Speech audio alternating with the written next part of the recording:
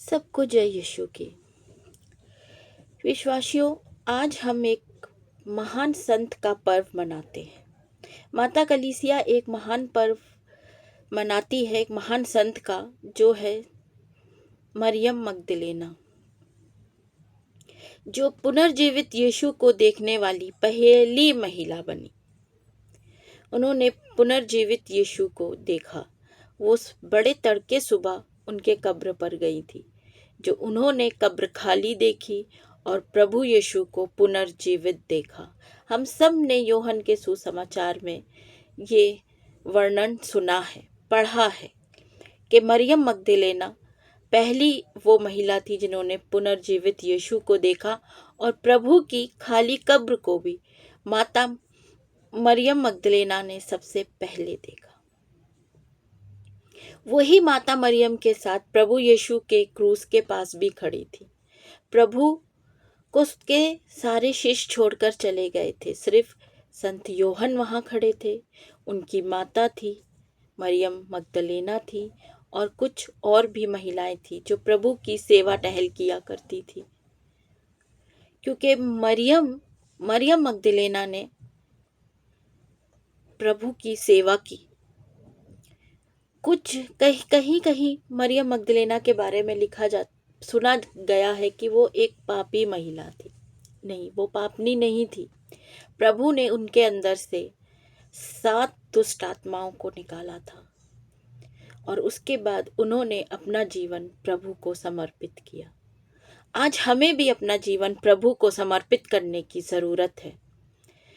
प्रभु पुरुषों के एवल में महिलाओं की, नारियों की प्रार्थनाओं को ज़्यादा प्राथमिकता देते हैं। हमने कई जगह इस चीज़ का वर्णन देखा है, सुना है। जैसे 12 साल से रक्तस्राव से पीड़ित उस नारी को, जिसने प्रभु के कपड़े मात्र को छूने से चंगाई पाई। सुसन्ना पुराने नियम में, संत दानियल में, उसने भी प्रभु से प्रार्थना करी, क्योंकि उसको 2 बुजुर्गों ने गलत में फंसाया था। वो उसके साथ रमण करना चाहते थे, व्यभिचार करना चाहते थे, मगर सुसन्ना ने उन्हें खुद को समर्पित नहीं किया। उन्होंने कहा, अगर तुमने ऐसा नहीं करोगी तो हम तुम्हें झूठे इल्ज़ाम में फंसा देंगे। मगर मरियम मगदलेना ने उन्होंने ऐसा नहीं किया। सुसन्ना ने प्रभु से प्रार्थना की और संत दानियल के द्वारा उन्हें इस झूठे इल्ज़ाम से शिफा मिली। इस झूठे इल्ज़ाम से उन्हें बचाया गया। प्रभु ने उसकी प्रार्थना सुनी। इसी तरह हम हन्ना के बारे में सुनेंगे, जो एक बांझ नारी थी।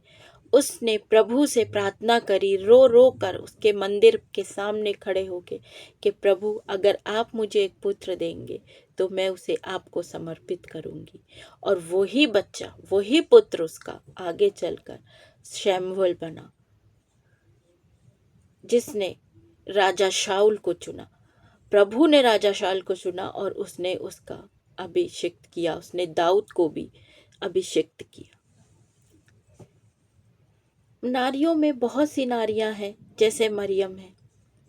ये मरियम नहीं, जो एक दूसरी मरियम थी, जिसने आपने एक नारी का वर्णन सुना होगा सुसमाचार में, कि उसने प्रभु के पैरों पर जटामासी का महंगा इत्र उंडेला और उसको अपने बालों से, आंसुओं से उसके पैर धोए, अपने बालों से पोंछती रही।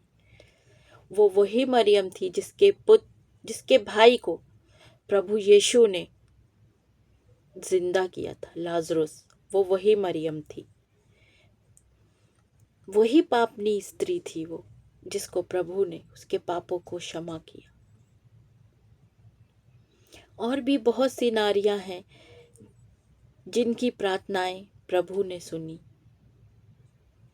आज हमें भी अपने जीवन में प्रभु की ज़रूरत है। हर नारी को प्रभु की ज़रूरत है। प्रभु में विश्वास करने की, प्रभु से प्रार्थना करने की ज़रूरत है। हमें भी संत मगदलेना के जैसा बनना है।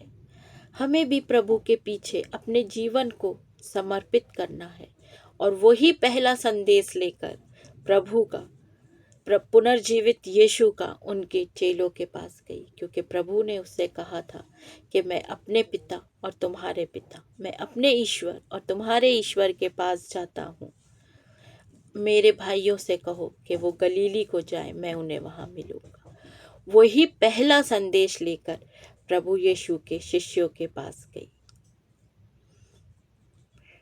हम नारियों को और हर किसी को आज प्रभु की ज़रूरत है, क्योंकि ये अंतिम दिन है। प्रभु कभी भी वापस आ सकते हैं। इसीलिए हमें प्रभु में विश्वास बनाए रखना है, निरंतर प्रार्थना करनी है और अपने जीवन को प्रभु को समर्पित करना है। अपनी हर छोटी बड़ी आवश्यकताओं में हमें प्रभु की ज़रूरत है। अपना हर काम आप प्रभु को समर्पित करें, फिर देखिए आपके जीवन में कभी कोई कष्ट नहीं आएगा, कभी कोई रुकावट नहीं होगी।